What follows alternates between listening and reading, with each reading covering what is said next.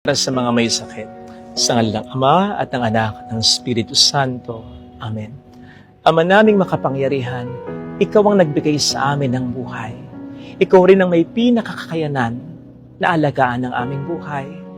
Ano man ang pag-iingat na gawin namin, masustansya man ang mga pagkain na kinakain namin, sapat man ang oras ng mga pahinga namin, dekalidad man ang mga gamot, pati na mga bitaminang iniinom namin, magagaling man ang mga doktor na tumitingin sa amin, Ikaw pa rin ang may pinakakayanang magdugtong at mag-alaga sa buhay namin. Ikaw ang aming pinakadakilang manggagamot at ang iyong pagmamahal ang aming pinakamabisang kamot. Iyakapin mo po sana kami ng mapagpala mong mga kamay. Pagpalain mo kami mula taluktok ng aming ulo hanggang sa aming talampakan. Pagpalain mo ang bawat parte ng aming katawan, ang bawat sistema, ang bawat selula, upang ang lahat ng ito ay sama-samang maapektuhan at kumana sa paraang makabubuti sa aming kalusugan. Gabayan mo ang mga doctors at nurses na sa amin ay tumitingin at nag-aalaga. Maibigay nawa nila sa amin ang mga tamang payo at gamot. Gumalaw ka sa pamamagitan nila at yun ay maramdaman namin upang hindi man mawala ay mabawasan ng malaki ang aming mga takot at pag-aalala.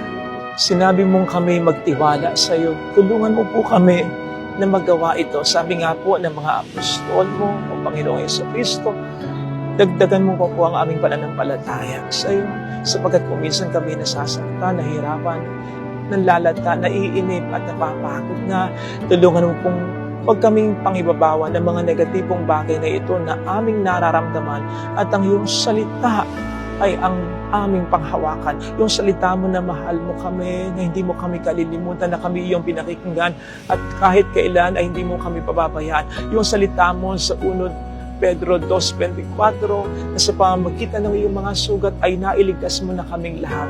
Tulungan mo po kaming huwag mabulit sa tukso ng diablo na nagsasabi sa amin na hindi mo kami mahal, na hindi mo kami pinakikinggan, na ang mga nararanasan naming paghihirap ay bahagi ng kaparusahang binigay mo dahil sa aming mga kasalanan. Alam po namin na hindi ka ganito, pero patawad kung minsan naisip namin ito. Kaya muntik na kaming magtampo at lumayo sa iyo. Nakalimutan namin tapat ka sa pangako mo. Nakalimutan namin walang imposible sa iyo. Nakalimutan namin na isang buong pananampalataya lamang ang hinihiling mo mula sa amin upang para sa amin ay makagawa ka ng milagro. Mula ngayon, Panginoon, ito ay ibibigay namin sa iyo. Iiwasan na namin ang mag-aalala. Bagkus ay aasa kami sa mga mangyayari pang maganda. Iiwasan na po namin ang malungkot. Bagkus ay pipiliin na po namin maging masaya.